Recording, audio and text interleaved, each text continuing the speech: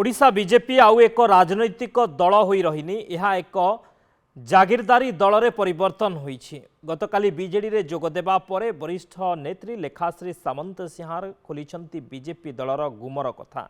से अभियोग करिछंती जे बीजेपी दल रे नेता मानक मध्यरे जागीर पई चालिछि लढई। नेतांक लढई रे कर्मी माने काम करिवार सुजोग न पाई पेशी हेउछंती। केंद्रीय नेतृत्व को राज्य बीजेपी नेता माने मिछ कहउछंती और अंधार रे रखी भुआ बुलाइबा को चेष्टा करुछंती। राज्य बीजेपी रे ओडिशा रे क्षमता को आसीबा को किंबा सरकार गठन करबा को कोनोसी रोडमैप नाही कि एजेंडा नाही। केंद्र बीजेपी नेता माने देउथिबा परामर्श को मानु नाहंती राज्य बीजेपी नेता माने। राज्य बीजेपी रो किछि मुष्टिमेय नेता निज निज मध्यरे किछि लोकसभा और विधानसभा क्षेत्र बांटी नै मनमुखी काम करुछंती। मनमोहन सामल राज्य बीजेपी सभापति भावे दायित्व नेबा परे एभली स्थिति अधिक होईछि बोली से अभियोग करिछंती। सेबडे मुख्यमंत्री नवीन पट्टनायक गत 25 वर्ष धरी राज्यर विकास और अस्मिता पई काम करुछंती। तेनु तांको नेतृत्व रे ओडिशार विकास धारा रे शामिल होई राज्य पई किछि काम करिबाकू से बीजेडी रे जोग देइथिबा कहिछंती। ओडिशा बीजेपी राजनैतिक दल होइकी रही नाही, गोटे जागीरदारी सिस्टम चलीची। एठी राज्य नेतृत्व तांक भितरे तांक निज जागीर पाई की लड़ाई चलैचंती, जो थरे कि साधारण कार्यकर्ता पेशी होचंती।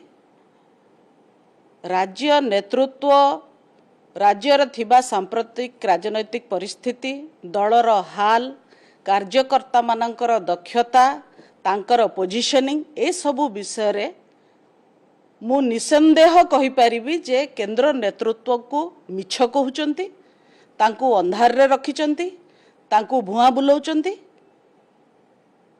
एवं ओडिशा रे सरकार को आसीबा पाई की क्षमता को आसीबा पाई की ओडिशा रो जनसाधारण को पाई की किछि काम करिबा पाई की बा निर्वाचन जितिबा पाई की कौनसी एजेंडा कौनसी रोडमैप ओडिशा बीजेपी पाखरे नाही। जेबे ठारू ओडिशा बीजेपी रो मुखिया मनमोहन सामल हेले सेबे ठारू संपूर्ण भावरे दिगहरा बीजेपी होई जाइची।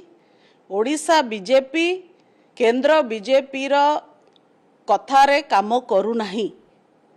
एठी निज निजर एजेंडा रे चलीची।